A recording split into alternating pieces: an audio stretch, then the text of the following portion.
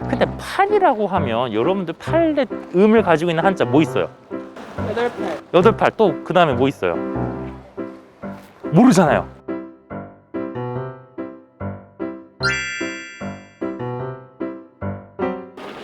네, 여러분 안녕하세요.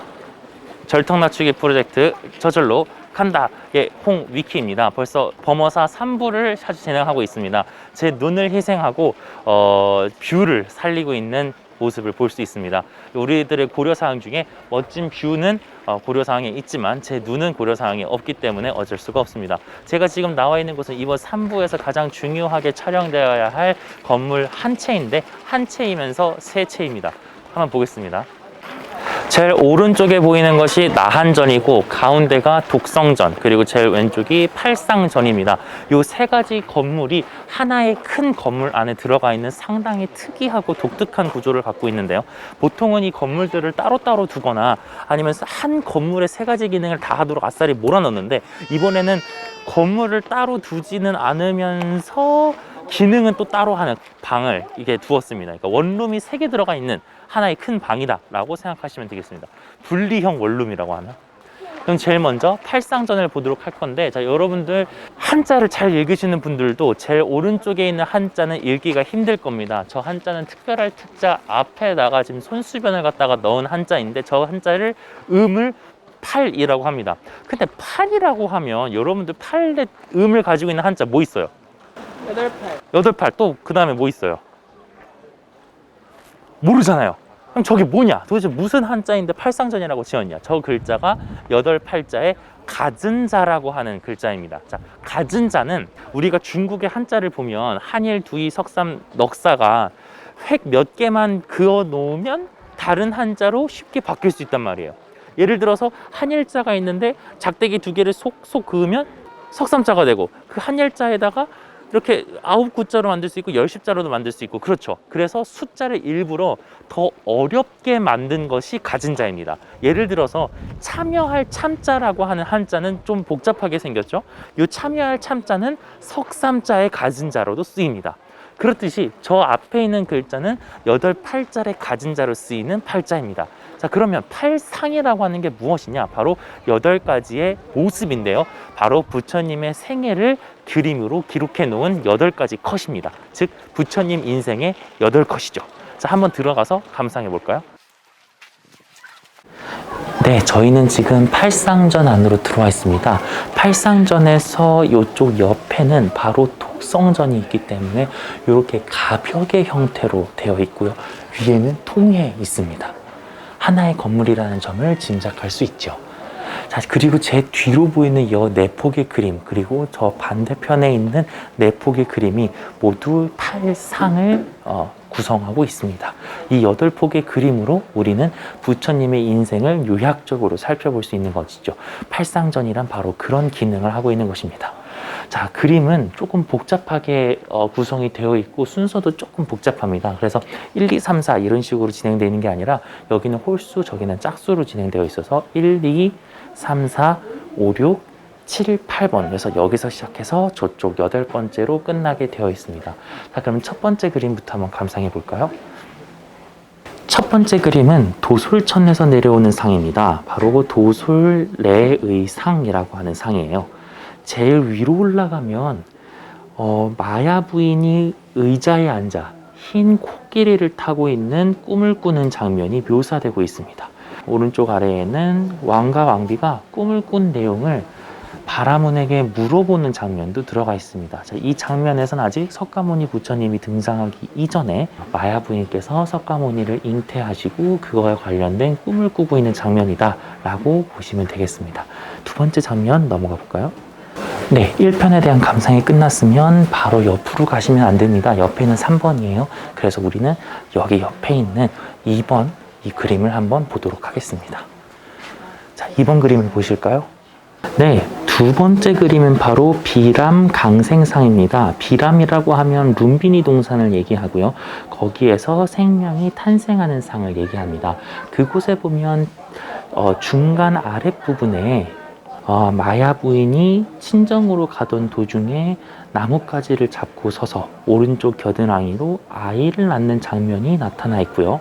바로 그 위에 부분, 그러니까 그림의 우상단에 보면 태어나신 부처님께서 한쪽 손은 하늘을, 한쪽 손은 땅을 가리키면서 천상천하 유아독존이라고 외치고 있습니다. 그 다음에 좌측에는, 그것의 바로 좌측에는 제천이 기뻐하면서 갖가지 보물을 공양하고 있고요. 조금 웃긴 모습이기는 하지만 바로 그 위에 용들이 물을 이렇게 막 뿜고 있죠. 네, 바로 용왕이 탄생물을 씻겨주는 장면이다라고 보시면 되겠습니다. 네, 마지막으로 좌측 하단에 보면 집으로 돌아오고 있는, 궁궐로 돌아오고 있는 모습이 있고요. 바로 그 위에 왕이 자, 이게 도대체 어떻게 된 일이냐 하고 물어보는 장면도 함께 나와 있습니다. 이것이 바로 비람 강생사입니다. 네, 이렇게 태어난 부처님이 성장하면서 몇 가지 고민을 하기 시작합니다. 항상 행복했던 부처님이시지만 왕자인 그도 몇 가지 고통을 보게 되는데요. 가장 먼저 왼쪽 아래에는 주 사람이 죽어가는 모습을 보게 됩니다. 이게 사문에서 세상을 관찰하는 상 중에 한 부분이죠. 바로 이 사문유관상의 한 장면입니다. 바로 오른쪽에는 병들고 늙은 사람이 아파하는 모습을 보는 장면이 들어가 있습니다. 그리고 그 위에 부분에는 노인의 늙은 모습을 보고 명상하는 장면이 들어가 있고요.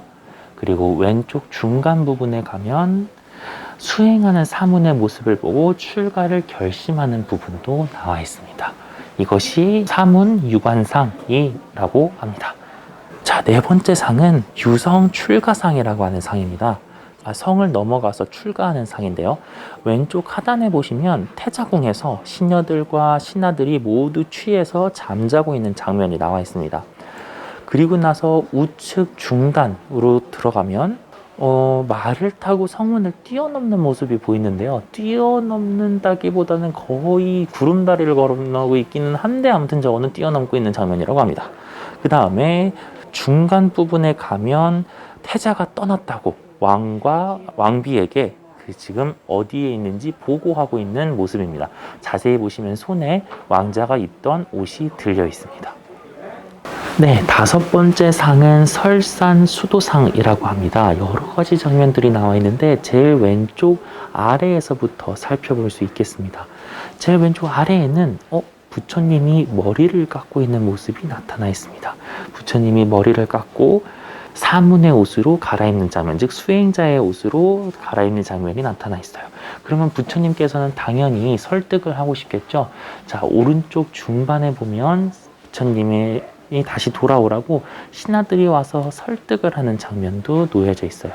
부처님에게 아버지가 다시 돌아와서 우리랑 같이 살자고 설득하는 장면, 그리고 그 바로 왼쪽에는 다리 위로 식량을 나르는 장면까지 들어가 있습니다. 그렇고 제일 위로 올라가면 우측 상단에 한 여성이 우유를 석가에게 바치는 장면도 들어가 있고요. 그리고 제일 오른쪽 아래 장면에는 스승을 찾는 장면도 들어가 있습니다. 이렇게 스승들을 찾아 나서는 장면들이 나와 있습니다. 네, 깨달음을 얻은 부처님에게는 아직 시련이 남아 있었습니다. 바로 악마들이 부처님을 꼬드겨서 더 이상 수행을 하지 못하도록 방해했기 때문인데요. 그 첫 번째 방해가 바로 마녀들을 시켜가지고 유혹하는 장면이 나와 있습니다. 우측 하단으로 내려가면 이번에는 마왕의 무리가 코끼리를 타고 부처님을 위협하는 장면도 나와 있고요. 바로 그 위에는 80억 무리를 모아 부처님을 몰아내려고 하는 장면까지 있습니다. 하지만 결국 부처님께서는 모든 악마들을 물리치고 항마 촉지인을 하시면서 마왕들의 항복을 받아 성도하는 장면을 보시고 계십니다. 자, 일곱 번째 상은 녹야 전법상입니다. 녹야원에서 처음으로 포교하는 상이죠. 제일 상단에는 석가삼존불이 설법하는 모습이 가장 크고 핵심적으로 그려져 있습니다. 그리고 측 하단에는 5 비구에게 최초로 설법하고 있는 모습이 보여지고 있다. 그런데 중간으로 가면 조금 재미있는 모습도 나타나 있습니다. 어린아이들이 흙장난을 하다가 부처님이 오셨네. 흙을 쌀이라고 생각하고 부처님께 흙을 보시합니다. 그러자 부처님이 그 모래성을 탑으로 바꿔놓았습니다. 그렇게 천진한 아이들의 진심이 담겨있는 보시가 얼마나 아름다운지를 말씀해 주신 것이죠. 제일 위에는 기원정사를 건립하고 있는 장면이 나타나 있습니다. 이것이 마지막에서 두 번째, 그리고 홀수에서 마지막인 녹야 전법상이었습니다. 네, 드디어 마지막 장면입니다. 마지막 장면은 쌍림 열반상입니다. 쌍림 열반상 우측 하단에 보시면 사라쌍수 아래에서 열반하는 모습이 나와 있고요. 그 다음에 그거 바로 왼쪽으로 넘어가게 되면 금관에 입관된 부처님이 가섭의 문안을 받고 두 발을 관 밖으로 내보이는 모습이 나와 있습니다. 제일 위로 올라가시면 불타고 있는 관이 보이고요. 다비를 하여 사리가 나오자 여러 왕들이 서로 다투어 가지려고 하지만 바라문들이 이것을 중재하고 있는 모습이다 라고 할 수 있습니다. 저 아라리 구슬이 바로 떨어지고 있는 살이다 라고 보시면 되겠습니다. 자, 이것까지가 팔상전에 나와 있는 8가지 산이었습니다. 이것으로 부처님의 생애가 8컷으로 잘 묘사되어 있었어요.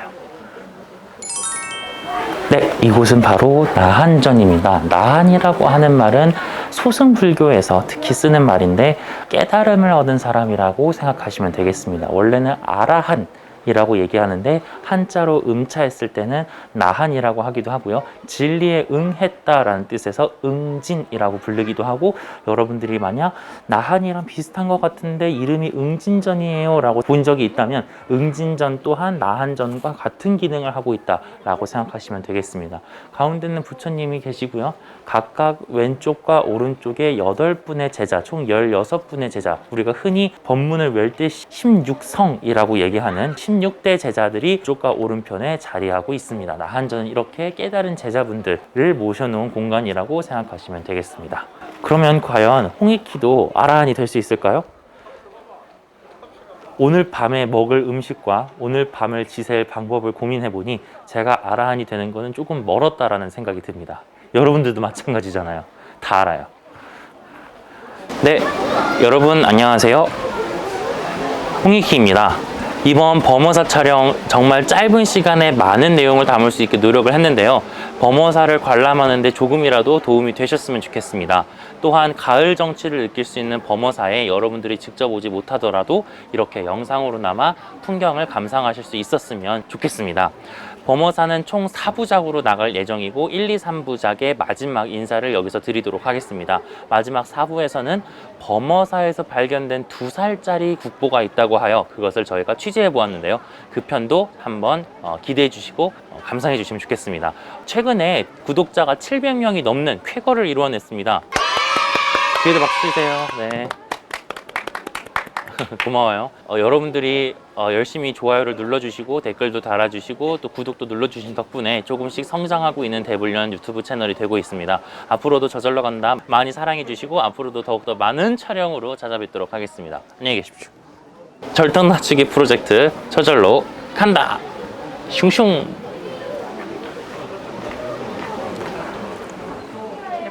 뷰를 위해서 내 눈을 희생했지? 아니 괜찮아. 아니야. 이거 자체를 그냥 살려. 시작해줘. 그거 너무 좋다. 백세 좀 마시고 싶다. 만두 전골 먹으면서. 앞으로도 저절로 간다. 많이 촬영이 아니지.